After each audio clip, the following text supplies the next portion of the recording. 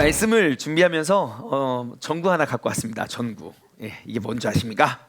전구예요. 여기 있는 거. 여러분, 이 전구가 있는데요. 여러분, 이 전구의 기능이 무엇인지 아십니까? 전구의 기능이 무엇이죠? 빛을 밝히는 것입니다. 조금만 더 정확히 말하면요, 어둠을 밝히는 기능을 가진 것이 전구입니다. 여러분, 이 전구가 가지고 있는 기능이 몇 개가 있을까요? 하나밖에 없습니다. 뭐죠? 어둠을 밝히는 도구예요. 하지만 이 전구는 단 하나의 기능을 가지고 있지만, 이 전구가 어둠을 밝혔을 때는 그 어둠이 밝혀진 곳에는 수백 수천 가지의 기능이 가능하게 만들어줍니다. 우리가 캄캄이 어두운 이 자리에 밝은 이 전구가 빛을 땅 발하고 나면요, 우리는 정말 많은 일들을 할 수 있습니다. 공부도 할 수 있고요, 뭐 책을 읽을 수도 있고요, 그리고 또 뭐 할 수 있습니까? 뭐 다림질도 할 수 있고요, 설거지도 할 수 있고, 밥도 할 수 있고, 또 뭐 이야기도 나눌 수 있고, 여러 가지 일들을 우리는 굉장히, 그냥 전구가 어둠을 밝혔을 뿐인데, 이 전구는 분명히 하나의 기능밖에 없지만, 이 전구가 밝혀놓은 그 자리에서는 우리는 수백 수천 가지의 일을 할 수 있게 되는 것입니다. 분명히 전구의 기능은 한 자리에서 하나의 빛을 발하는 하나의 기능밖에 없지만, 그 전구가 빛을 발할 때는 많은 일들이 가능해집니다. 그래서 전구는 필요할 때 불을 밝혀줘야 됩니다. 그래서 어둠이 물러가게 되고요, 그래서 그 불빛에 의해서 그 많은 일들을 우리가 할 수 있게 되는 것이죠. 하지만 이 전구 하나가 빛을 내야 할 때 빛을 내지 못한다면 어떻게 될까요? 자, 만약에 여기가, 우리는 항상 우리 지하 벙커에서 우리는 예배를 드리고 있지만, 갑자기 불을 밝혀내기 위한 그 스위치를 딱 켰는데요, 이 전구에서 빛이 발하지 않아요. 그러면 그 어둠 속에서 전구가 빛을 발하지 못하는 건 한 가지 일이지만, 그 어둠에 의해서 우리가 하지 못하는 일들은 수백 수천 가지가 될 수 있는 것입니다. 우리가 가만히 편안히 앉아서 예배를 당연히 드릴 수도 없고요, 마음껏 이 자리를 돌아다닐 수도 없고, 인사도 나눌 수 없고, 교제도 나눌 수 없고, 분명 전구가 그 기능을 발하지 못하는 건 한 가지 일이지만, 그 한 가지가 되지 않았을 때 그 따라오는 피해는 수백 수천 가지가 될 수 있다는 거예요. 또한 이 전구의 입장에서요, 여러분, 그 한 가지밖에 되지 않는 제 기능을 발휘하지 못할 때, 여러분 이거 어디다 쓰겠습니까? 네? 마이크요? 쓸 데가 없어요. 전구가 불이 안 나면 쓸 데가 없어서 그냥 버려지게 되는 것이지요. 여러분, 지금 제가 설명하는 이 전구는요, 바로 내 마음에 있는 사랑의 전구입니다.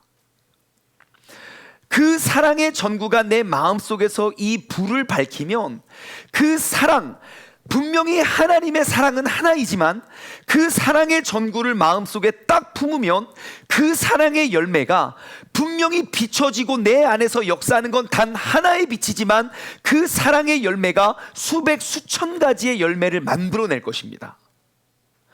분명히 내 안에서 나를 비추는 하나님의 사랑의 빛이 딱 켜지면요, 그 사랑의 열매로, 분명히 사랑의 빛은, 사랑은 하나이지만 그 사랑의 열매로 이해, 용서, 인내, 자비, 양선, 충성, 온유, 절제, 화평, 희락, 뭐 그 모든 열매가 바로 이 사랑의 빛에 의해서 맺혀지게 될 것입니다. 분명히 사랑이라는 하나의 전구에 불이 들어왔는데 수백 가지의 사랑의 열매를 맺게 되어 있는 것입니다.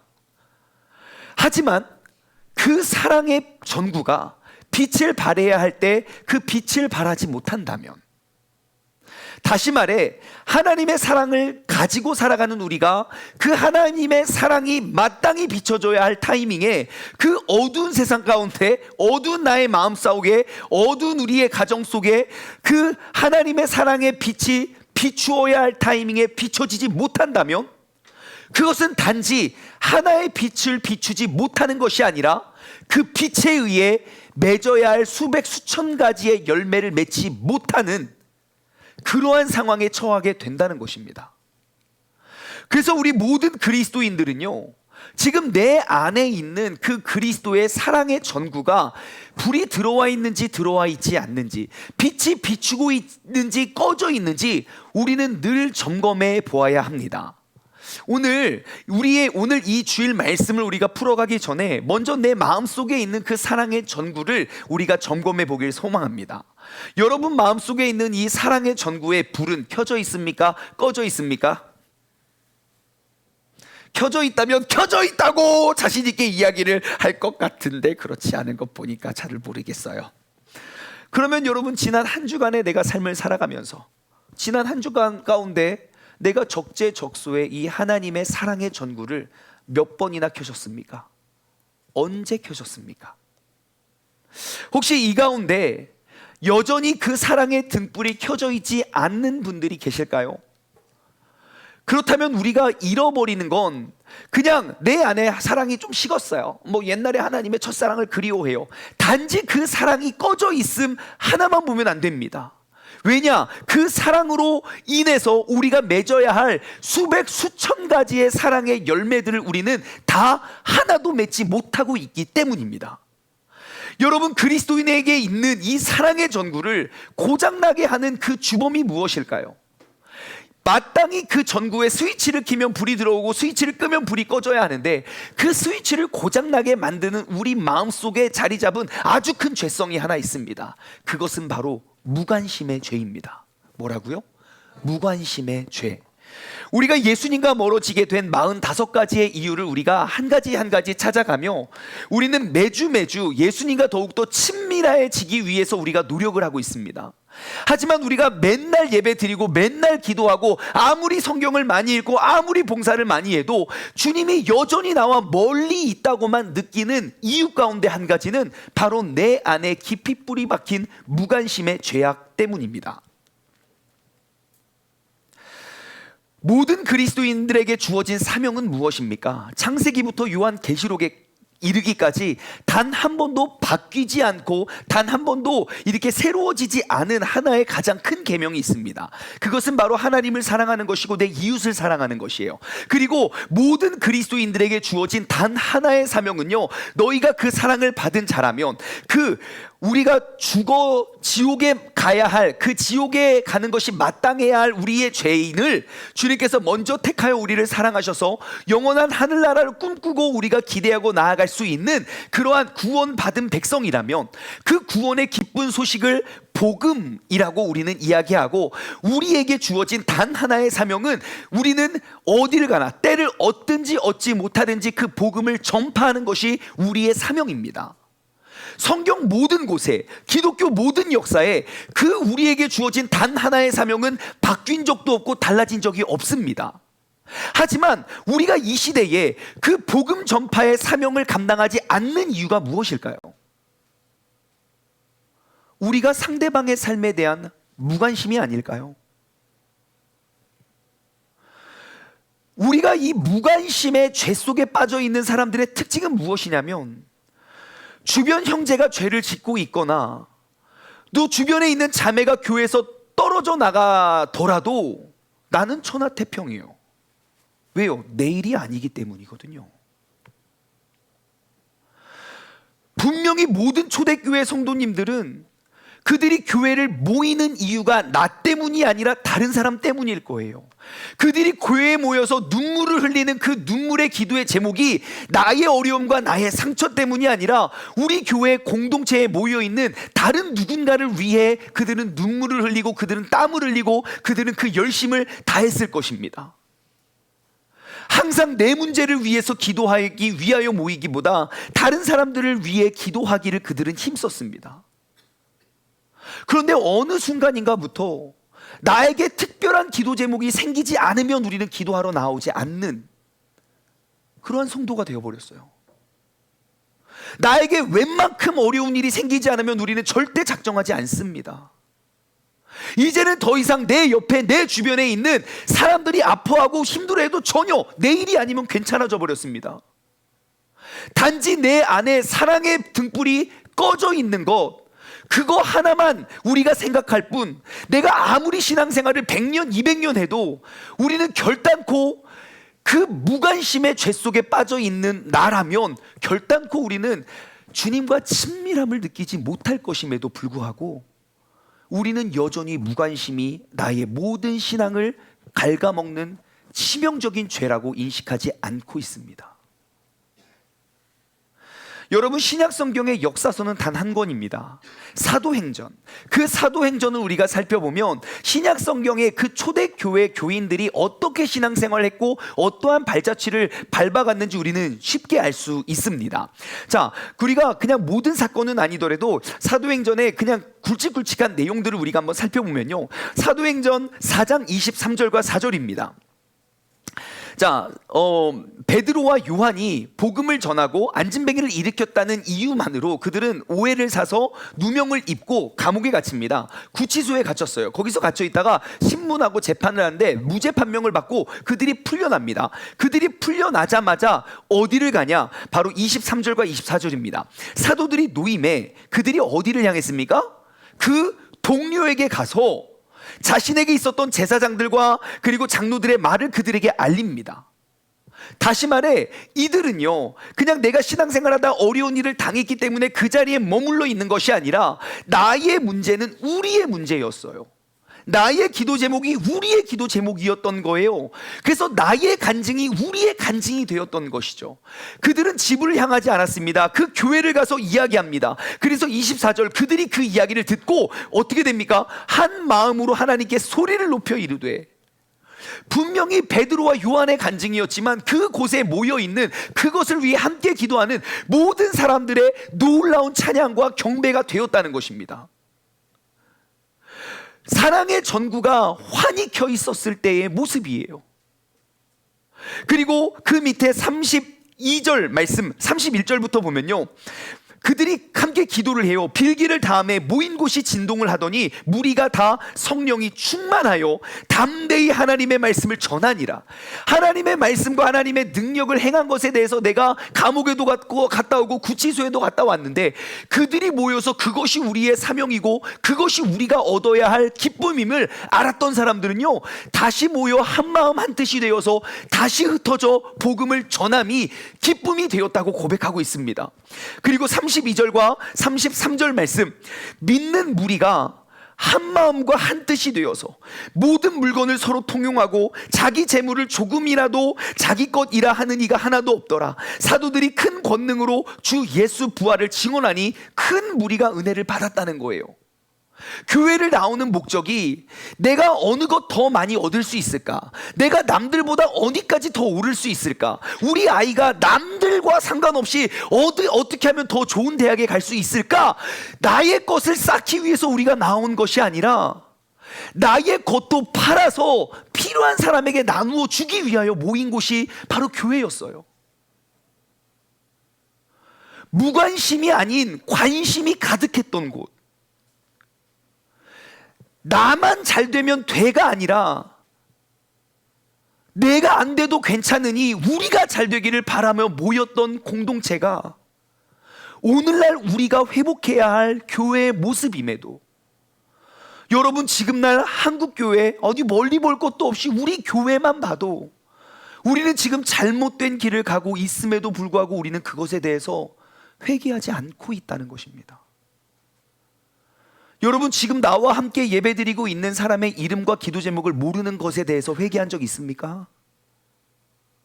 내가 잘못해서 벌받고 엎드려진 채로 회개하는 거 말고요, 우리의 공동체가 세상에 밝은 빛을 비추지 못하고 이 빛이 꺼져 있음에도 불구하고 우리가 안타까워하지 않아 우리가 회개하지 않고 있다고요.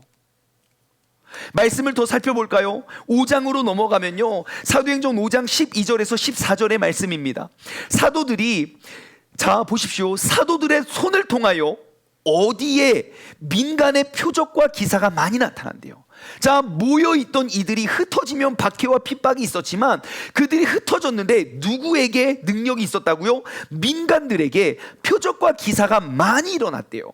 다시 말해, 이 사람들은요, 분명 하나님의 그 날 구원해 주신 하나님의 사랑의 등불이 그들 가운데 비춰졌을 뿐인데, 그들은 나아가 민간 사람들에게도 그 사랑의 능력과 기사와 표적이 일어나게 됩니다. 그렇게 믿게 된 사람들이 다 마음을 같이하여 솔로몬 행각에 모여서 서로 교제하기 시작하지요. 여러분, 이것이 바로 교회의 모습입니다. 나만 잘 되고 나만 위해서 기도하는 것이 아니라 나의 모임의 그 중심이 이제 이 도시를 변화시키고 가정을 변화시키고 직장을 변화시키고 세상 가운데 자연적으로 비추어지는 것, 그 민간 안에서도 표적과 기사가 나타나는 것. 13절, 그 나머지는 감히 그들과 상종하는 사람이 없으나 백성이 칭송하더라. 온 백성에게 칭송을 받는 건 어려운 일이, 불가능한 일이 아니라 아주 매우 당연하고 매우 평범한 일이라는 거예요. 우리가 그 하나님의 사랑의 빛을 받아 내 삶 속에 그 빛이 켜져 있다면,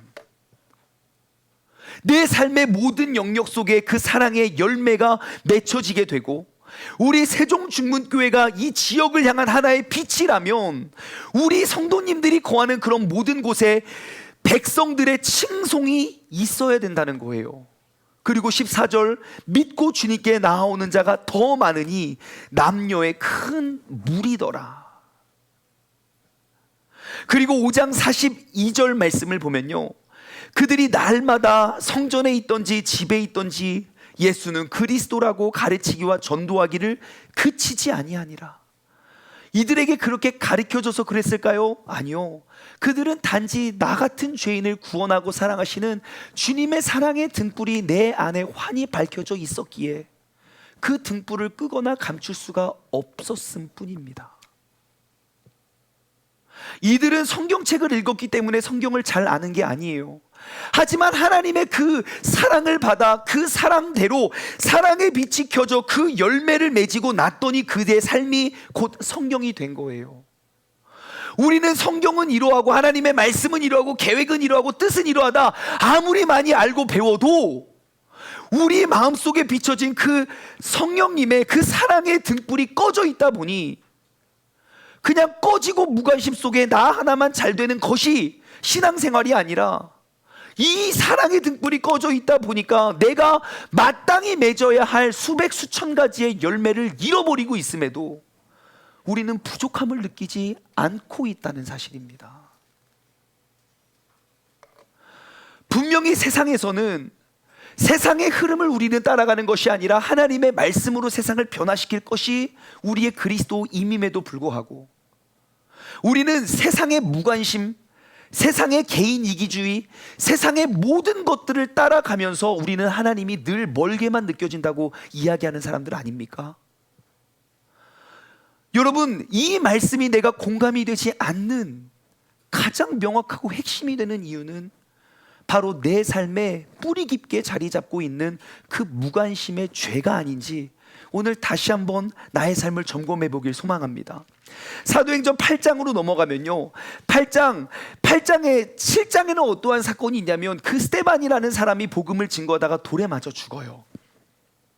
그리고 그를 죽인 사람을 이제 그 한 사람만 죽인 것이 아니라 모든 사람들에게, 모든 도시들에게 파송되어 전파되어서 그 죽은 그리스도인들을 핍박하고 죽이기에 힘쓰면서 나아갔습니다.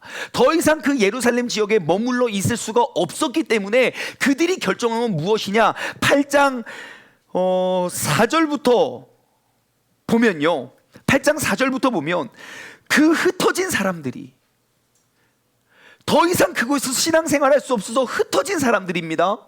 그 흩어진 사람들이 두루 다니며 복음의 말씀을 전했다고 이야기하고 있어요. 그러면 어떻게 그들은 모였을 때 힘을 얻고, 흩어지면 힘을 잃어야 정상인데 모였을 때 너무너무 박해가 심해서 흩어질 수밖에 없는데 흩어진 그곳에서 또다시 복음의 말씀을 전하는 사람이 되었냐는 거예요. 여러분, 그들은 알고 있어요. 스데반의 죽음의 모습을 봤어요. 모든 사람들은 죽음의 모습을 두려워하지만 죽는 그 순간까지 평온한 모습, 천국을 소망하고 이유 없이 죄 없이 그를 돌로 쳐 죽이는, 죽어가는 그 평안한 모습을 봤거든요. 그러면 우리는 알 수 있어요. 우리가 무엇을 위해 살아야 되고 무엇을 쫓아야 하는지요. 우리가 무엇에 더욱더 관심을 갖고 어디에 무관심을 해야 되는지 그들은 그것을 본 거예요. 예수 그리스도의 사랑을, 그리스도와 함께 십자가에 못 박혔던 그 길을 걸어갔던 사람들에게는 참 평안이 있지만, 세상의 부와 명예를 다 쫓고 그곳에 온통 나의 모든 관심을 쏟았던 사람은 나의 명예가 실추되고 잃어버릴까봐 남들을 죽이는 모습을 봤어요. 그렇기 때문에 흩어진 그들은 그들의 관심이 어디에 있어야 하는지 두고 복음의 말씀을 전하게 됩니다. 5절과 6절, 빌립이 사마리아 성에 내려가 그리스도를 백성에게 전파합니다. 무리가 빌립의 말도 듣고 그의 행하는 표적도 보고 또다시 그 무리가 어떻게 됩니까? 한 마음으로 그가 하는 말을 따랐다고 이야기해요. 왜요? 등불은 하나거든요. 이 안에서 역사하시는 그 성령님은 한 분이시거든요. 그렇기 때문에 우리가 많은 것들을 알고 배워야만 우리가 살아갈 수 있는 것이 아니라는 거예요. 사도행전 12장 마지막으로 한 가지만 더 우리가 살펴보면요, 12장으로 넘어가면 베드로가 옥에 갇힙니다. 베드로가 복음을 전하다가 또 옥에 갇혀요. 근데 천사가 뿅 나타나가지고 툭 쳐요. 툭툭 쳐요. 아이 깜짝이야, 일어나, 빨리 나가라고. 지금 옷 입어봐. 옷 입고 나갔어요. 이거 꿈인가 생신가 하고 보니까 진짜 생시예요. 내가 감옥 밖에 있는 거예요. 감옥 문을 다 통과했어요. 어떻게 된 일이지? 하고 정신을 딱 차리고 보니까, 자, 정신을 차리기 전에 5절이에요 12장 5절 보면, 이에 베드로는 옥에 갇혔고 교회는 그를 위하여 간절히 하나님께 기도하더라. 베드로가 옥에 갇혔어요. 근데 교회는 뭐랍니까? 나 옥에 안 갇혀서 다행이다. 야, 교회 가지 마. 야, 옥에 갇힐 수도 있어. 그게 우리가 알고 있는 교회 아닌가요? 지금 교회를 바라보는 세상 사람들이 이야기하는 교인들의 모습이 그거 아닙니까? 그럼 우리는 철저히 회개해야 돼요. 사람들이 뭐라고 하던지 간에, 야, 베드로가 감옥에 갇혔대. 야, 그럼 우리 모여서 그를 위해 함께 기도하자. 나만 잘 먹고 잘 살기 위한 것에 관심을 두는 것이 아니라 우리 믿음의 공동체와 그 주님의 그리스도의 복음이 증거되고 전파되는 것에 관심을 두었던 사람, 그 사람들이 모여서 기도를 했어요. 그리고 났더니 아까 그 천사가 나타나서 그를 풀어줬어요. 그리고 나서 12절입니다. 자, 천사가 베드로를 딱 풀어줬어요. 그러니까 베드로가 깨닫고 어디로 갑니까? 마가라 하는 요한의 어머니 마리아의 집에 가서 여러 사람이 거기에 모여서 뭐 하고 있습니까? 기도를 하고 있어요. 그 새벽 시간까지 그들은 무엇을 위해 기도했을까요? 내 자녀를 위해서 했을까요? 우리 남편 승진을 위해서 기도했을까요? 네? 예. 베드로를 위해서 기도했겠죠. 석방을 위해 기도했는지 멋진 순교를 위해 기도했는지는 몰라요. 석방을 위해 기도한 건 우리의 바람이겠죠. 우리의 바람이고, 예, 사도 바울은 감옥에 옥문이 열려도 도망가지 않았어요. 왜요? 그들은 옥문 안에서 나의 석방을 위해서 기도하지 않았기 때문이에요. 여러분, 우리의 믿음의 관심은 어디에 있습니까? 나는 어디에 많은 관심을 두고 어디에 관심을 끄고 있습니까? 혹시 나의 모든 관심이 내 안에 머물러서 신앙생활을 하고 있다면, 내 신앙의 이정표가, 그 관심의 이정표가 하나님의 말씀이 아니라 내가 된다면 죄송해요, 그러한 신앙생활 대한민국에 1,000만 명이 해도 이 땅 이 민족은 하나님을 경배하거나 찬양하지 못합니다. 우리의 신앙생활의 이정표가 잘못된 교회가 대한민국 땅에 6만여 개가 있어도, 치킨집보다 많아도 세상 사람들은 칭송하거나 주님을 믿지 않습니다. 오늘 이 시간 내 삶에 무엇에 무관심하고 무엇에 관심을 두어야 하는지 우리가 다시 한번 돌아가길 소망합니다. 우리가 영적으로 무관심한 자들,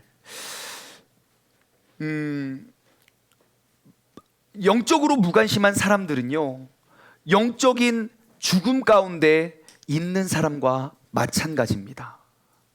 영적인 무관심한 곳에 있는 사람들은요, 아무리 신앙생활을 열심히 하고 아무리 기도를 하고 아무리 열심히 내가 열심을 다하여 신앙생활을 하더라도 남을 살려내지 못합니다. 왜요? 나만 살면 되고 남에 대해서는 무관심하거든요. 그들의 특징은요, 대개 예수님의 관심사나 예수님의 요구에 대해서는 무감각합니다. 왜요? 우리의 관심과 우리의 관심은 우리가 사랑하는 곳에 머물러 있거든요. 내가 예수님을 사랑하지 않으면 예수님께서 무엇이 필요하고 무엇에 관심을 가지고 계신지 내가 알 턱이 없습니다. 이러한 사람은요, 그분의 사랑을 향한 그분을 향한 그 사랑으로 뜨겁게 불타오르지 않고 그분의 나라를 위한 뜨거운 열정도 없으며 그분의 일을 위하여 나를 희생하려 하지 않습니다. 내가 희생하고 내가 손해보면 그분을 향한 사랑도 끊어버리게 되지요. 분명히 사랑은 아무리 큰 희생을 치르더라도 늘 나의 부족함을 고백하는 게 사랑 아닙니까? 우리가 자녀들에게 아무리 좋은 것 입히고 아무리 좋은 것 먹여도 늘 미안한 마음은 자녀를 사랑하기 때문입니다. 그렇다면 여러분, 하나님 사랑하십니까? 하나님을 사랑하여서 하나님께 나의 무엇을 희생하고 어떠한 열정을 가지고 더 잘해드리기 위해 헌신하고 계십니까? 참 신기해요. 내가 승진하기 위해서는 해서는 안 될 불법까지도 다 행하면서 왜 나 같은 사람, 나 같은 죄인을 영원히 하늘로 구원해 주신 예수님에 대해서 헌신하는 건 왜 이렇게 아까운지 모르겠어요. 내가 하고 싶은 거 다 하고 남는 거 드리기도 아까워요. 그런데 열심히 있으면 믿음 좋은 사람이래요. 이상해요, 오늘날의 교회는. 요한계시록 3장 16절은 이야기합니다. 내가 이같이 미지근하여 뜨겁지도 아니하고 차갑지도 아니하니 내 입에서 너를 토하여 버리리라. 그래요. 라오디키아 교회 성도들에게 요한이 권면하는 말입니다. 너희가 차갑던지 뜨겁던지 하지 그 미지근한 건 뭐냐?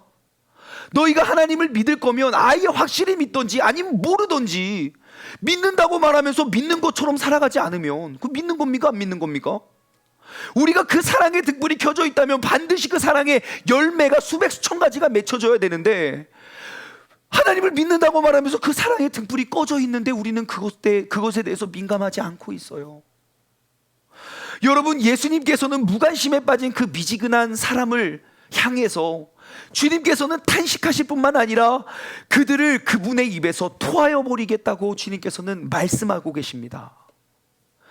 자신의 무관심이 세상을 향한 예수님의 마음을 더 슬프게 한다는 사실을 안다면 우리는 꺼진 이 사랑의 그 전구를 바라보며 우리는 탄식하여야 됩니다. 그리고 이 전구가 다시금 켜지기 위해서 우리는 결심하고 작정하고 우리는 매진하여야 됩니다. 이 자리에서 함께 예배드리는 우리 모두는 반드시 그 하나님의 전구를 받은 사람이에요. 이 세상 모든 만물이 다 하나님의 설계와 계획하심 속에 이루어지고 만들어지고 창조되었음을 우리는 고백하는 사람이에요. 우리는 나에게 밥 한 끼 사준 사람에 대해서 고마움과 은혜를 느껴서 다시금 그 밥 한 끼를 우리는 되갚아주고자 하는 마음이 있지만, 여러분, 오늘 하루 24시간 하나님께 거저 선물 받았는데 하나님에게 몇 시간을 드립니까? 하나님을 얼마나 생각하십니까? 하나님께서 나에게 하루 종일 호흡을 해도 불편하지 않는 산소와 이산화탄소를 공급해 주시는데, 여러분, 호흡함에 하나님께 얼마를 감사하고 계십니까? 아무리 감사할 일이 그렇게 많은데 내 계획대로 뭐 하나 잘못되면 우리는 하나님 너무 쉽게 원망하는 사람들 아닌가요?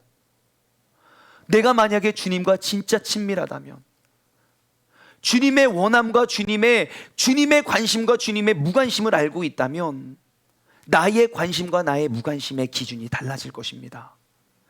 여러분, 이제는 나로부터 그 무관심의 죄의 뿌리를 뽑아낼 수 있는 믿음의 사람, 믿음의 결단의 시간이 되길 소망합니다.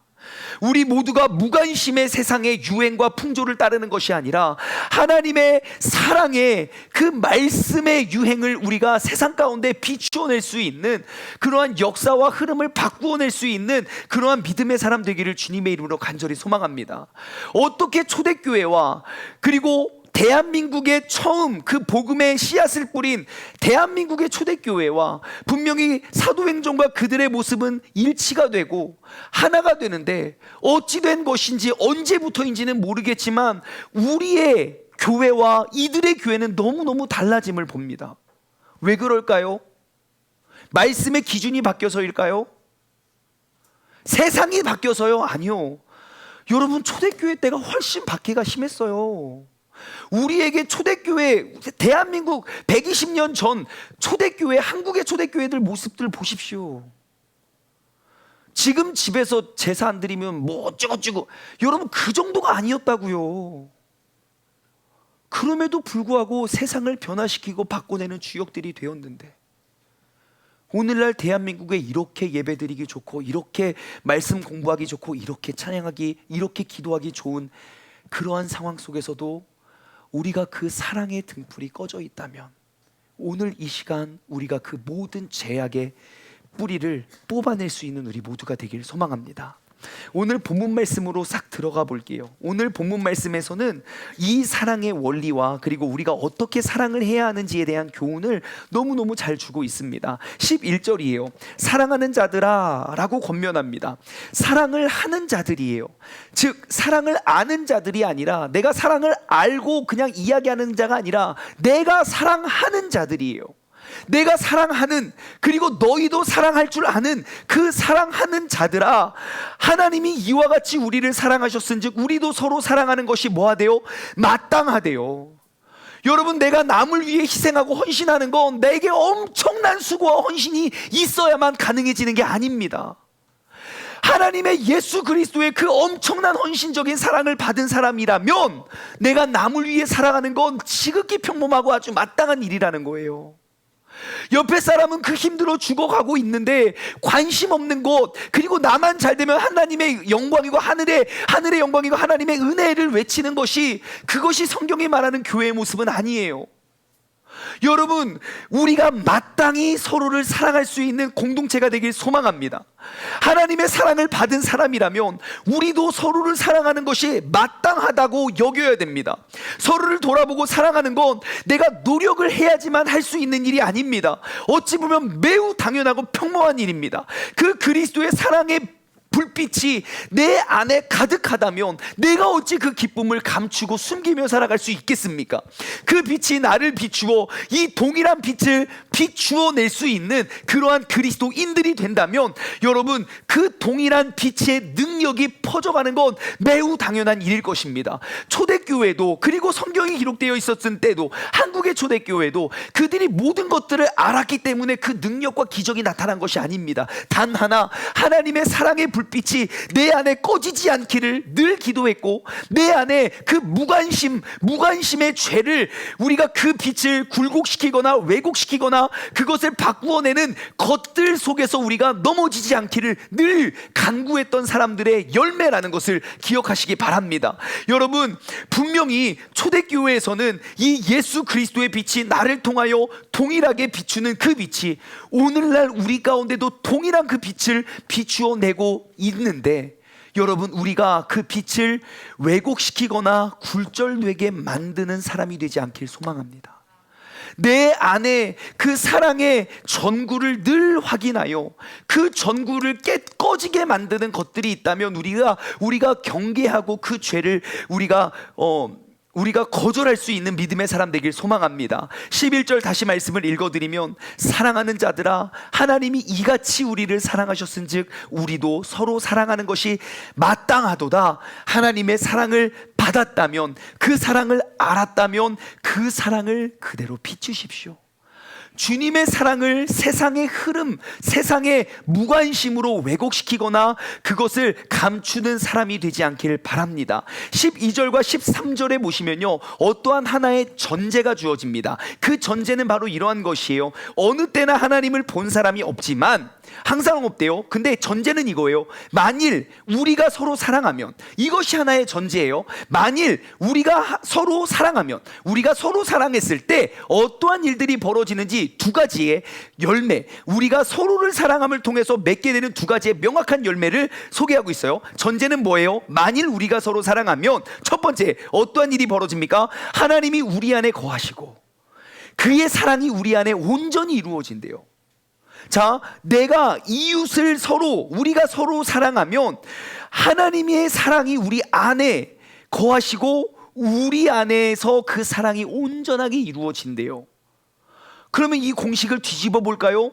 만일 우리가 서로 사랑하지 아니하면 어떻게 될까요? 하나님의 우리 안에 거할 수 없다는 것입니다.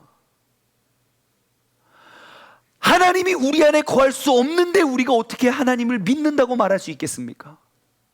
우리가 어떻게 서로를 사랑하고자 하는 관심이 없는데 우리가 어찌 하나님의 사랑을 내가 알고 그 사랑으로 천국까지 이르게 갈 수 있겠습니까?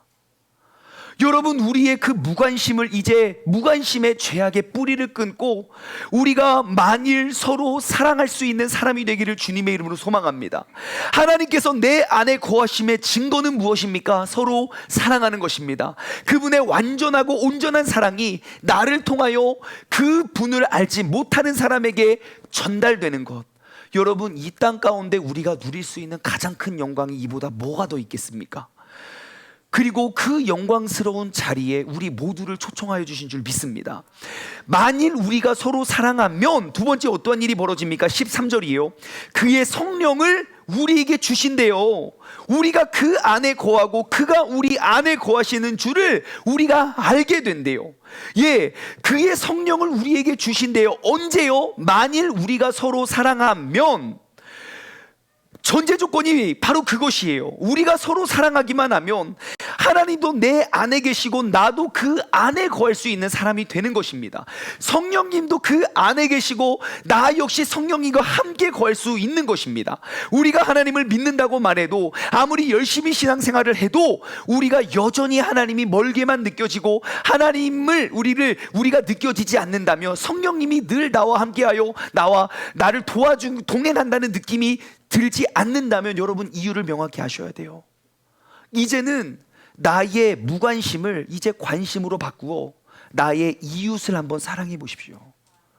그러면 성령님께서 나에게 무엇을 가르쳐 주시고 성령님이 나를 통하여 어떻게 어떠한 열매를 맺게 하시는지 우리는 금방 알 수 있게 됩니다. 방금 읽어보았던 13절 말씀에 계속 반복되는 단어, 그 안에 있다는 거예요. 그의 성령을 우리에게 주심으로 우리가 그 안에 거하고 그가 우리 안에 거하고, 그 밑에 말씀을 읽어보아도 성령님도 우리 안에, 하나님도 우리 안에, 바로 그 사랑 안에 머물 수 있는 우리 모두가 되어야 할 줄 믿습니다. 그러면 이것이 왜 중요합니까? 왜 우리가 그러면 왜 사랑을 하고 서로를 하고 왜 우리가 세상을 따르면 안 되고 왜 그래야 됩니까? 답은 17절에 나와 있습니다. 17절, 이로써 사랑이 우리에게 온전히 이루어지는 것은 우리로 뭐하려고요? 심판날에 담대함을 가지게 하려 함이다. 아멘, 아멘. 여러분, 이것이 우리의 삶이 중요한 이유는 우리는 이것이야말로 천국에 가져갈 수 있는 유일한 도구이기 때문이에요. 내가 진짜 예수 그리스도로 말미암아 구원을 입은 사람이라면 우리의 관심은 천국을 향해 있어야 될 것인데, 우리가 죽어서 가지고 갈 수 있는 게 이 세상엔 아무것도 없는데 우리가 세상에서 높고 잘 되기를 위해 그렇게 많은 관심을 가지며 천국에 가져갈 것을 위해서 이렇게 무관심을 한다면, 우리가 함께 모여서 이렇게 신앙생활을 지금 5년, 6년째 함께 함에도 우리가 서로에 대해서 이렇게 무관심을 하고 살아간다면 여러분, 주님 앞에 서실 때에 사랑하는 아들아, 사랑하는 딸아, 내가 너에게 이러한 재능도 줬고 이러한 환경도 줬고 이러한 은사도 줬고 그것들 뭐 하다 왔니? 주님께서 물으실 때 뭐라고 답하실 수 있겠습니까? 우리가 거저받은 이 모든 은사를 우리가 서로 사랑하지 아니하면 우리는 죽음이 가장 두려운 날이 될 것입니다. 성경에 기록되어 있던 모든 믿음의 선배님들의 공통적인 특징은 무엇입니까? 그 영원한 천국을 바라보며 살았다는 거예요. 그들은 서로 사랑하기를 힘써 나아가 주님이 그 날이 가까움을 더욱더 기다렸던 사람이에요. 사도 바울도 그러했죠. 그 주님을 뜨겁게 사랑했던 사도 바울의 유언의 말씀이 무엇입니까? 나는 나의 달려갈 길을 다 마치고 나의 믿음을 지켰는데 이제 그 이후로는 나를 위한 위대한 면류관이 예비되어 있다고 이야기합니다. 여러분, 우리가 이제는 서로 사랑함으로, 나의 무관심이 이제 관심으로 바꾸어서 서로 사랑함으로 우리가 그 천국에 가져갈 수 있는 그 놀라운 상급을 가득 쌓아갈 수 있는 믿음의 공동체가 되기를 주님의 이름으로 소망합니다. 하나님 사랑과 이웃 사랑, 여러분, 이 사랑은 신앙생활에 변치 않는 좌표입니다. 모든 시대와 모든 상황을 초월하여 단 한 번도 이 축복의 기준이 달라지거나 바뀐 적이 없습니다. 다만 나의 관심이 달라졌을 뿐입니다.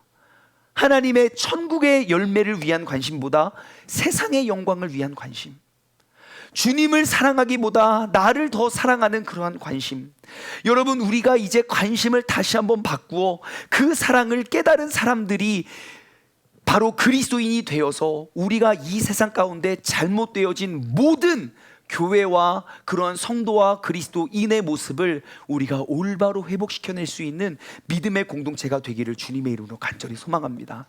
여러분, 그러면 사랑의 관심, 그러면 그 무관심을 관심으로 어떻게 깨뜨리는 줄 아십니까? 사랑의 열매는 수천 수만 가지가 있을 거예요. 하지만 제가 딱 한 가지만 말씀드릴게요. 오늘 말씀의 적용 질문, 세 번째 적용 질문인데요, 여러분, 우리가 그 무관심을 관심으로 바꾸어서 나로 하여금 이 사람에게 나의 사랑이 계속 그 사랑의 물자가 흘러갈 수 있도록 놓는 다리가 뭔지 아십니까? 그게 바로 인사예요. 인사요. 내가 이 사람을 굉장히 사랑해요. 그래서 나의 사랑과 나의 기도 제목을 함께 나누길 원한다면요, 그와 나와의 연결 다리가 인사라고요. 옆 사람과 인사 나누시기 바랍니다. 시작. 네, 모르는 사람과 인사 나누세요. 이거 봐요. 우리나라의 인사는 안녕하세요, 그럼 끝이죠? 아니에요, 여러분. 인사는 그것이 아니에요. 그 사람의 안부를 묻는 거예요. 아침을 뭘 드셨냐? 한 주간 어떻게 사셨냐? 왜 오늘 이렇게 옷이 왜 이렇게 예쁘냐? 오늘 무슨 좋은 일 있냐? 화장 왜 이렇게 잘 먹었냐? 여러분, 그게 안부를 묻는 게 인사예요. 안녕하세요, 저 인사 다 했는데요. 여러분, 그거 아니에요. 그거 아니에요. 잘못된 거예요. 여러분, 이제부터는 제가 이러한 도전을 했으면 좋겠어요. 우리 세종중문교회 막 엄청 크지 않잖아요. 여러분, 딱 이 도전했으면 좋겠어요. 오늘부터요, 매주 일주일에 한 명씩만 낯선 사람에게 다가가 인사를 나누는 거예요. 여러분, 그거 하실 수 있겠습니까? 예? 우리가 나의 모든 재산을 팔아서 그 사람에게 줄 수는 없어도 내가 그 사람과 나와의 사랑의 다리를 놓는 거예요. 이제 그냥 혼자 앉아있다가 혼자 가고 그 모든 관심들을 그냥 무관심으로 끊어낸 채 나만 잘 되는 신앙생활 이제 끊어버리고 이제 나의 작은 관심부터 나누어 주었으면 좋겠어요. 이제 매주 그냥 혼자 앉아있다가 그냥 가지 마십시오. 모르는 사람 붙잡으세요. 저기요, 누구세요? 막 이렇게 막 물어보세요. 그것이 창피합니까? 돈 듭니까? 아무것도 아닙니다.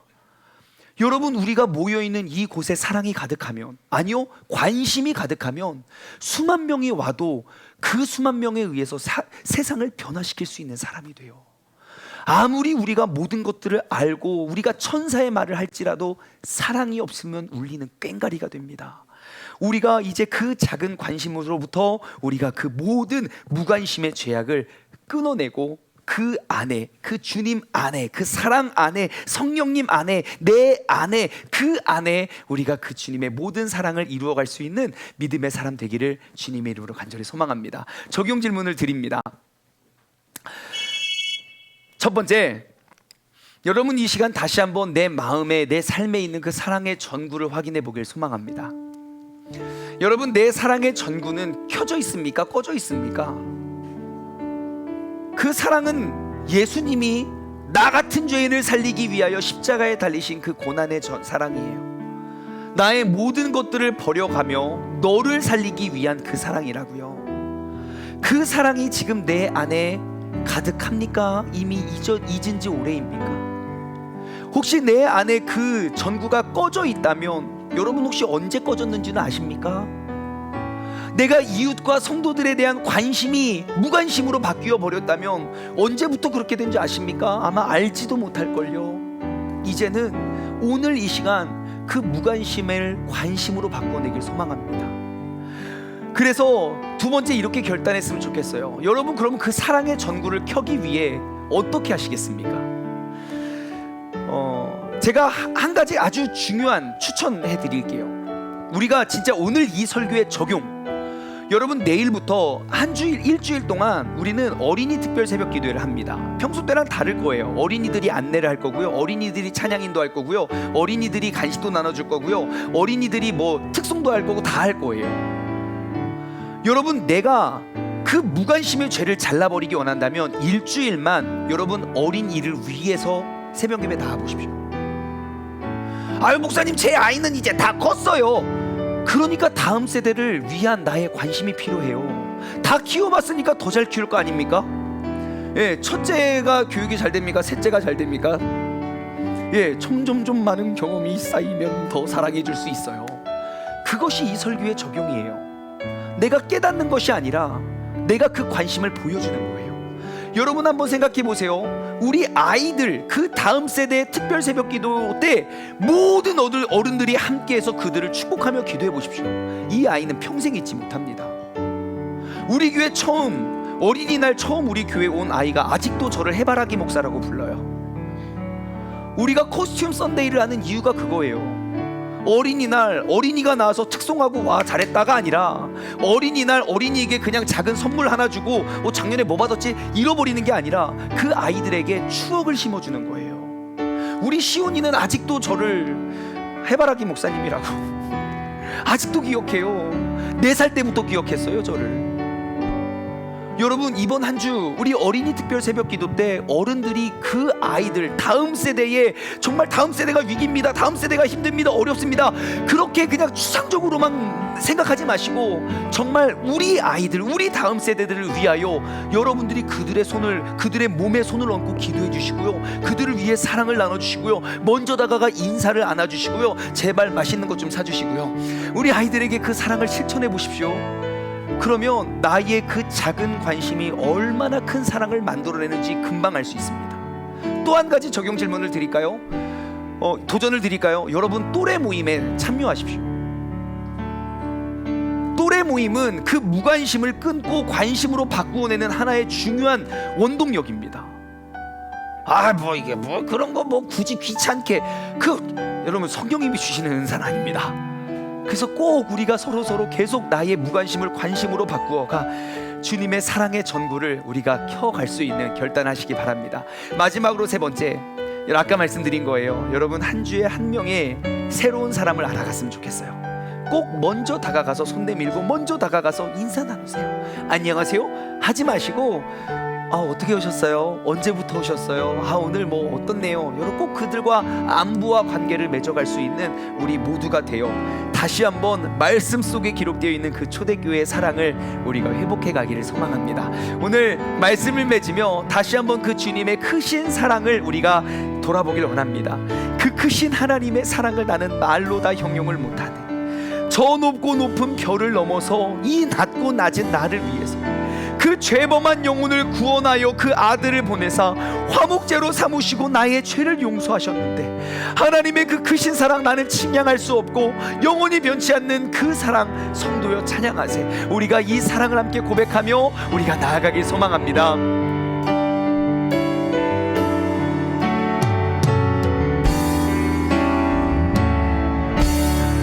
그 크신 하나님의 사랑 말로 다 형용 못하네. 저 높고 높은 별을 넘어 이 낮고 낮은 땅 위에 죄범한 영혼 구하려 그 아들 보내사 화목제로 삼으시고 죄 용서하셨네. 하나님 크신 사랑을 증량다 못하며 영원히 변치 않는 사랑, 성도여 찬양. 괴로운 시절은 지나가고 땅 위에 영화가 쇠할 때 주님을 믿지 않던 영혼들은 큰 소리를 외치면서 울어도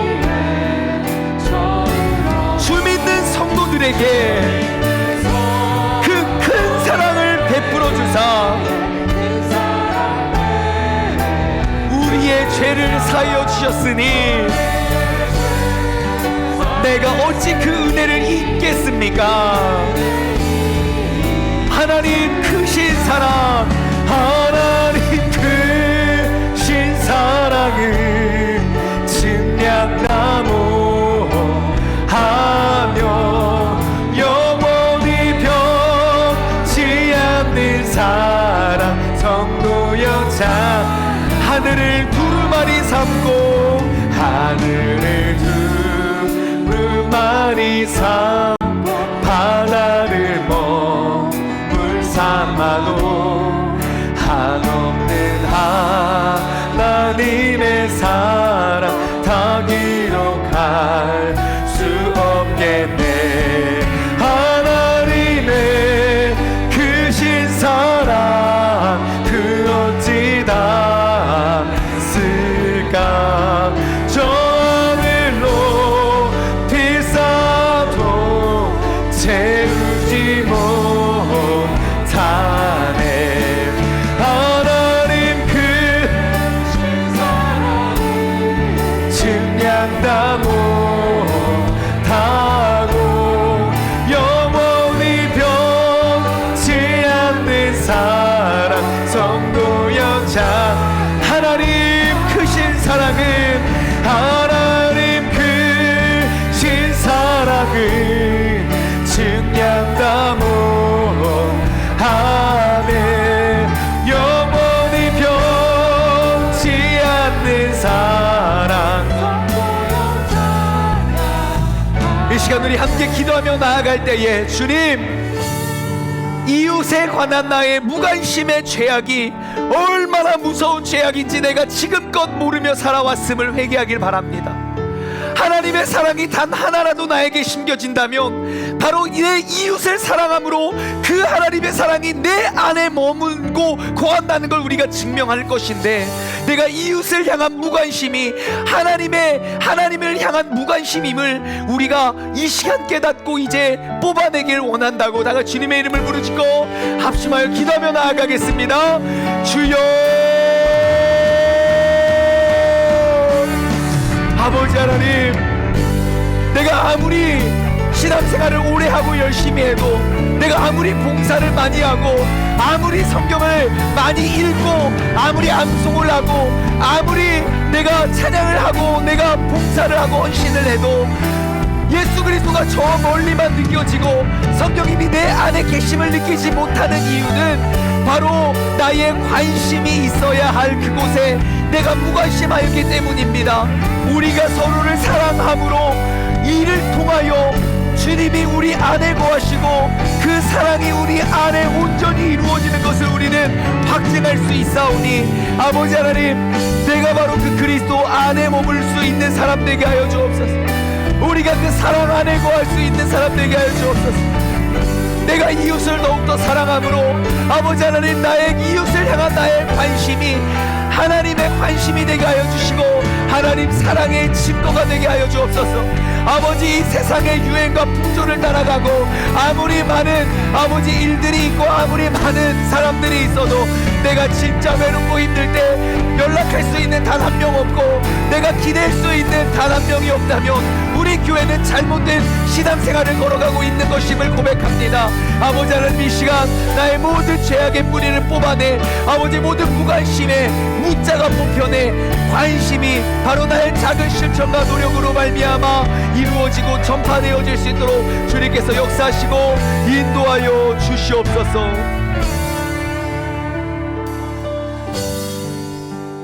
제가 어제 그저께 요 며칠 전에 이렇게 기도를 하다가 갑자기 마음에 딱 떠오른 단어가 있어서 제가 그것을 메모해 보았어요.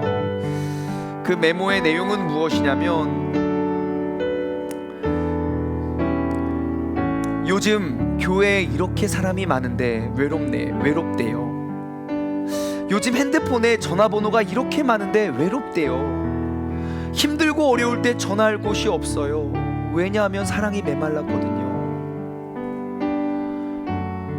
여러분, 우리가 이 신앙의 공동체 속에서 나의 기도 제목을 솔직히 나눌 공간이 없다면 여러분, 우리 신앙생활 잘못하고 있는 거고 우리 교회는 잘못된 방향을 쫓고 있는 것이 틀림없습니다. 여러분, 우리가 성경이 이야기하는 그러한 교회를 회복하기 원한다면 나의 무관심이, 나의 외로움이 벗겨져야 지극히 정상입니다. 아주 마땅한 일이지요. 여러분, 핸드폰에 아무리 수백 명이 있고 수천 명이 있으면 뭐합니까? 내가 외로울 때 기댈 곳이 없다면 아무 소용이 없는 것입니다. 아무리 교회가 커지고 10,000명이 모이고 20,000명이 모이면 뭐합니까? 나와 함께 울어줄 수 있고 나를 위해 기도할 수 있는, 함께 웃을 수 있는 공동체가 없다면 그것은 결단코 하나님께서 계획하신 교회는 아닐 것입니다. 반대로 생각해 볼까요? 아무리 허전하고 아무리 부족하고 아무리 허점이 많아도 그 안에 사랑의 등불이 켜 있다면 하나님께서 수많은 무리들로 칭찬을 받으며 그것들을 회복시켜 주시지 않겠습니까?